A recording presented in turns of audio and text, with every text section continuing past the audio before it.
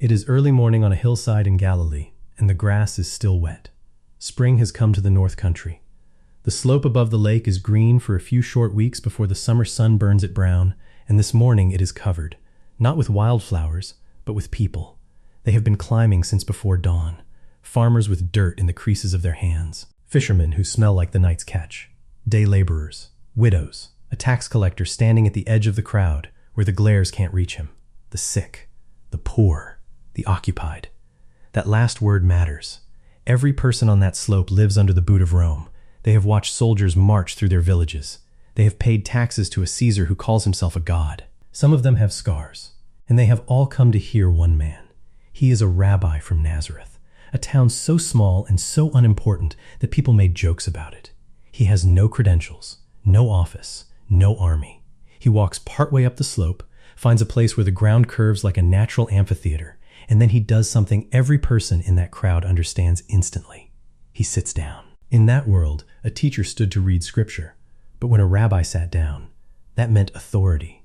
That meant listen, because what comes next is binding. The crowd goes quiet. Peter, the fisherman, is somewhere near the front, close enough to see his teacher's face. The lake glitters behind them, and into that silence, Jesus opens his mouth and delivers the most famous sermon in human history. You know pieces of it. You do. Even if you have never opened a Bible in your life. Turn the other cheek. Judge not. Salt of the earth. City on a hill. These lines have soaked so deep into the world's languages that people quote them without knowing who said them. And that is exactly the problem. Because when the sermon ended, Matthew tells us the crowd was astonished. But the word he actually wrote is far stranger than astonished. And buried inside that one Greek word is the key to the entire sermon. We will get to that word, but not yet. First, you need to hear this sermon the way they heard it, because this is not a list of rules. This is not a self-help talk. This is not advice for becoming a slightly nicer person. This is a king sitting on a hillside in an occupied country, announcing a kingdom. And it begins with the strangest opening line a king has ever spoken. The first word out of his mouth is blessed. The Greek word is makarios. And it does not mean happy. It does not mean lucky. It means something closer to this. To be envied. To be congratulated. It is a verdict. It is God leaning over a life and declaring, publicly, this one is the fortunate one. Now watch who he says it about. Blessed are the poor in spirit. Blessed are those who mourn. Blessed are the meek. Blessed are the ones who hunger and thirst for righteousness they do not have. The merciful, the pure in heart, the peacemakers, the persecuted.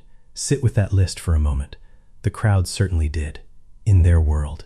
And if you are honest, in yours. Blessing looked like the opposite. Blessed are the rich. Blessed are the winners. Blessed are the ones with strong armies and full storehouses and healthy children. Everyone on that hillside had been taught, in 1,000 quiet ways, that their poverty and their grief and their powerlessness were proof that God had passed them over. And this rabbi looks out at a hillside full of exactly those people. The poor, the mourning, the crushed. And he says, You are the ones God congratulates. The kingdom belongs to you. Here's what most people miss.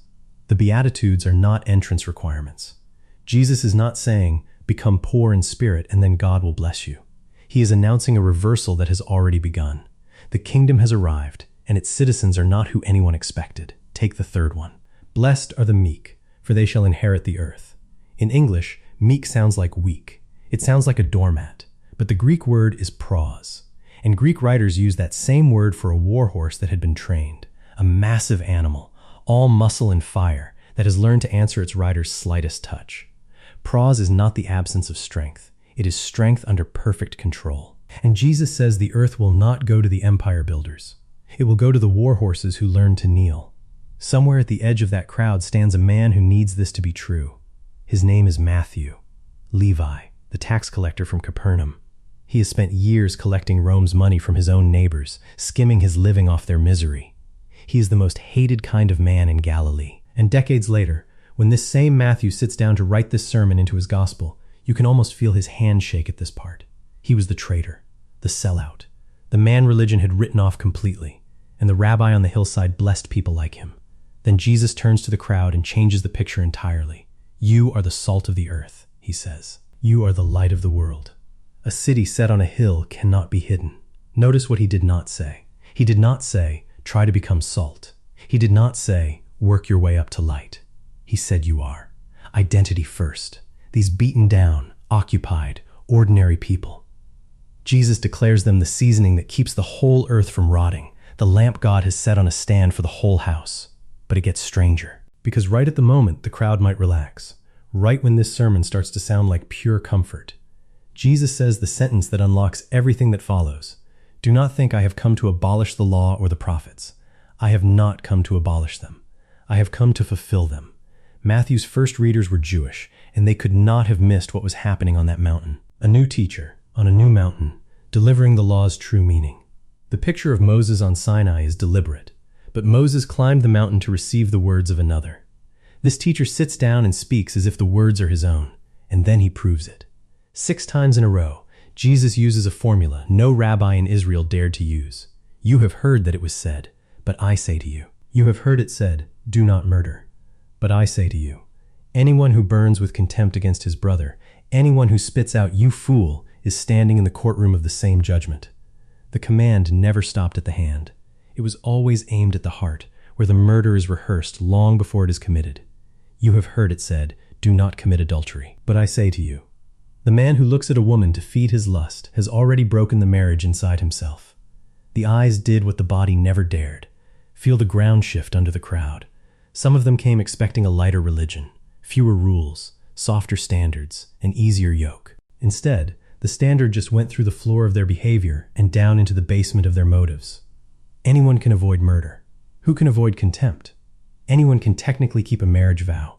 Who has kept it in the theater of the mind? Pay attention to this, because it is the sermon's first great pattern. Jesus is not editing the law. He is X-raying it. Every command God ever gave was always about the heart underneath the hands. And against that standard, every person on the hillside is exposed, the respectable and the wrecked, the Pharisee and the tax collector, Peter in the front row and Matthew hiding at the edge, which is exactly why the sermon had to open with blessing. Jesus exposed no one he had not first embraced. The order is the message, grace before demand, the verdict before the examination. And if you think the standard cannot go any higher than the heart, hold that thought. Because in the next section, Jesus walks straight into the one subject nobody in an occupied country wanted their rabbi to touch, Rome. Before we go there, stop and notice what has already happened. Every famous line so far has turned out to be bigger than the fragment you knew. Blessed are the meek was never about weakness. Salt and light were never commands. They were a new identity. And we have not even reached the most misquoted verses yet. If this is changing the way you hear this sermon, do 2 things for me. Subscribe, so you don't miss what we make next. And drop a comment with the one line from this sermon you've heard quoted wrong the most. Because I read every one. Now, Rome. You have heard that it was said, an eye for an eye and a tooth for a tooth. But I say to you, do not resist the one who is evil. If anyone slaps you on the right cheek, turn to him the other also. 2,000 years of misreading have turned this verse into wallpaper. Be a doormat. Take the abuse. Smile while they hit you. But stand on that hillside for a moment, in the sandals of a Galilean farmer, and hear what Jesus actually described. The right cheek. Be specific about it, because Jesus was. Almost everyone is right-handed, and in that culture the left hand was never used against another person. So picture the geometry. For a right-handed man to strike your right cheek, he cannot punch you. He has to hit you with the back of his hand. And in the first century world, the backhand was not how you hit an equal. It was how a master struck a slave, a Roman struck a Jew, a superior put an inferior back in his place. It was not primarily violence, it was humiliation. Now watch what turning the other cheek actually does. It does not run, it does not cower. It does not swing back and start a fight the farmer will lose. It looks the striker in the eye and offers the other cheek. The cheek an equal would be struck on. It says, you can hit me again, but you can no longer degrade me. Your backhand does not define what I am. And this is where it gets remarkable. Jesus gives 2 more examples, and both are ripped straight from life under occupation. If anyone sues you for your tunic, give him your cloak as well. And the crowd knew the law here better than we do. A creditor could legally take a poor man's tunic, but the cloak was untouchable, protected by the law of Moses itself, because it was the blanket a poor man slept in. Hand it over anyway, Jesus says, and let the courtroom stare at the naked truth of what this system does to the poor. Then the 3rd example. If anyone forces you to go 1 mile, go with him 2. That word forces was a technical term. Roman law gave any soldier the right to conscript a civilian on the spot. Carry my pack, 1 mile, now. Every man on that hillside had either carried that pack or watched his father carry it. The first mile belonged to Rome. Jesus says, walk a second one, because the second mile is not conscripted. The second mile is chosen. And a man who chooses is no longer a victim. He has taken back the one thing the empire cannot conscript, which is his own will. Do you see the pattern now? This is not passivity, and it is not violence. It is a third way that refuses both. A way of meeting evil with a strength so controlled it looks, to careless eyes, like surrender. The warhorse again. Pause. Then Jesus pushes past the breaking point. Love your enemies, and pray for those who persecute you. Not tolerate them, not avoid them. Love them. And he says it to people whose enemies wore armor and collected their taxes and crucified their sons along public roads. There is no softer reading of this verse. It is the hardest sentence in the sermon, and Jesus grounds it in the only soil that could possibly hold it. Be perfect, as your heavenly Father is perfect, for he makes his sun rise on the evil and the good. The Greek word is teleos, and it does not mean flawless. It means complete, whole, grown all the way up into the family likeness. Love like that, Jesus says, and you will look like your Father. Here's the part nobody tells you about what comes next. Having raised the standard beyond reach, Jesus turns and aims the sermon at the one group who thought they had already reached it, the religiously impressive. Beware of practicing your righteousness before other people to be seen by them. When you give, don't sound a trumpet. When you pray, don't perform on the street corner. When you fast, wash your face. Your Father sees in secret. 3 times he says it. In secret, in secret, in secret. Religion as performance gets its full reward, the applause, and nothing else. And right there, at the dead center of the sermon, Jesus plants a prayer so short a child can learn it. Our Father in heaven. The architecture is deliberate. Strip away the audience, and what is left is a father and a child in a closed room. That is the entire engine of the sermon, which is why the next part follows like sunrise. Do not worry about your life, what you will eat, what you will wear. Look at the birds. Consider the lilies. It is easy to sentimentalize those lines from a full pantry. But Jesus said them to subsistence farmers who lived one failed harvest from hunger. People with real reasons to be afraid. He was not denying their danger. He was pointing at their Father. If God feeds birds and dresses, wildflowers that bloom for a week, will he forget the children who bear his name? There's one more thing. The most misquoted verse of all. Judge not, that you be not judged.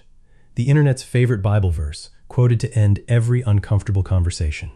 But Jesus did not forbid moral discernment. A few sentences later, he tells the crowd to inspect fruit and beware of wolves in sheep's clothing, which requires judgment. What he forbade was the courtroom of contempt, condemning your brother's speck of sawdust through the log jammed in your own eye. First, take the log out, he says. Notice. Then you will see clearly to help your brother with the speck. The goal was never blindness. The goal was surgery, done with humble hands. The sermon is almost over now, and Jesus ends it the way no gentle teacher would dare. Enter by the narrow gate, Jesus says. For the gate is wide, and the way is easy that leads to destruction, and those who enter by it are many. But the gate is narrow, and the way is hard that leads to life, and those who find it are few. The comfortable sermon is gone now. In its final minutes, everything splits in two.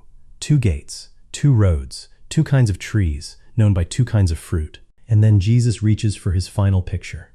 And it is not a blessing, and it is not a prayer. It is a storm. Everyone then who hears these words of mine and does them, he says, will be like a wise man who built his house on the rock. And the rain fell, and the floods came, and the winds blew and beat on that house. But it did not fall, because it had been founded on the rock. And everyone who hears these words of mine and does not do them will be like a foolish man who built his house on the sand. And the rain fell, and the floods came, and the winds blew and beat against that house. And it fell. And great was the fall of it. Stand inside that picture for a moment. 2 houses. From the street, they look identical. Same walls, same roof, same door. On a sunny day, you cannot tell them apart. And that is precisely the point. The difference between the 2 builders is invisible until the storm. Both men heard the words. Both men, perhaps, admired them. Only one drove them down into his foundations. And notice what Jesus does not say. He does not say if the storm comes. He says the rain fell. The floods came. The winds blew. On both houses, without exception. The storm in this parable is not a punishment for bad building. It is simply what comes to every life. The diagnosis, the betrayal, the empty chair, the collapse of everything you assumed was solid. The question the sermon ends on is not whether your storm will come. It is what will still be standing at your address when it passes. Then Matthew writes the sentence we have been waiting for since the beginning of this video. When Jesus finished these sayings, the crowds were astonished at his teaching. And here is that word, the strange one, the one that unlocks the whole sermon. The Greek is exaplesento. It does not mean impressed. It does not mean interested. It means, almost literally, struck out of themselves. The way you are struck by a blow you never saw coming. The crowd did not walk down that mountain saying, "What a lovely talk." They walked down staggered. Why? Matthew tells us exactly why. For he taught them as one who had authority, and not as their scribes. The scribes taught by citation. Rabbi so-and-so says, in the name of Rabbi so-and-so. Their authority was always borrowed. But this rabbi from Nazareth had sat down on a mountain like Moses, taken the law of God in his hands, and said, 6 times, but I say to you. He had spoken of the judgment as a courtroom where he presides. He had called the words of the sermon these words of mine, and staked every listener's house on them. No prophet ever talked like this, prophet said. Thus says the Lord. This man simply said, I say. And that is the real point, the one most people miss. The Sermon on the Mount is not, first, a moral code. It is a claim. This is not a story about ethics. This is not a story about being kind. This is not even a story about religion. This is the story of a king, sitting on a hillside in an occupied country, speaking as if the law were his own voice and the judgment were his own courtroom, and daring every listener to decide who he is. If he is merely a teacher, the sermon is beautiful and impossible, and you may safely admire it and walk away. But if he is who he talks like, then these words are the rock, and everything else on earth is sand. 19 centuries later, a young German pastor read this sermon and refused to admire it from a distance. His name was Dietrich Bonhoeffer. While the churches of Germany were making peace with Hitler, Bonhoeffer wrote a book on the Sermon on the Mount and named the disease of his age cheap grace. Blessing without obedience, the house that hears and never builds. He trained pastors in secret. He joined the resistance. And in April of 1945, just weeks before the war ended, he was hanged at Flossenburg concentration camp. The camp doctor who watched him die wrote that in 50 years of medicine, he had hardly ever seen a man go to death so entirely at peace. The storm came for Dietrich Bonhoeffer with everything the 20th century had, and great was the fall of the Reich that killed him. But the house built on the rock was still standing at the gallows. So what do you carry down the mountain? 3 things. First, the Sermon on the Mount is one argument, not a quote collection. 300 years after that hillside, Augustine of Hippo gave the sermon its famous name and called it the perfect measure of the Christian life. He was right about this much. It moves in one unbroken line, from blessing to storm. It opens with grace for people who had nothing, exposes the heart underneath every commandment, strips religion of its audience, and ends at a fork in the road. Pull one verse out of that line, and you will misread it every time. That is why the internet gets this sermon wrong. It quotes the fragments and misses the argument. Second, the sermon is not asking whether you can live up to it. Nobody can. That is not a loophole. It is the design. The standard runs deeper than your hands, into your heart, precisely so that no one on the hillside, not Peter, not Matthew, not you, could walk away self-satisfied. The real question the sermon presses into your chest is the one the crowd staggered under. Who is this man that he talks like this? Answer that question, and every verse rearranges itself around your answer. And third, the storm is coming to your address, not as a threat, as a fact. Rain fell on both houses in the parable, the wise man's and the fool's, and it will fall on yours. On the day it does, nothing you own, nothing you earned, and nothing people said about you will hold the roof up. Only what you built on. 2 men heard the same words. Only one of them dug. So here is my question for you, and I genuinely read every answer. Which line from this sermon have you misunderstood the longest? And what does it look like now? Tell me below. Because 2,000 years later, the crowd is still walking down that mountain, and every one of us leaves with the same 2 choices in our hands: sand or rock.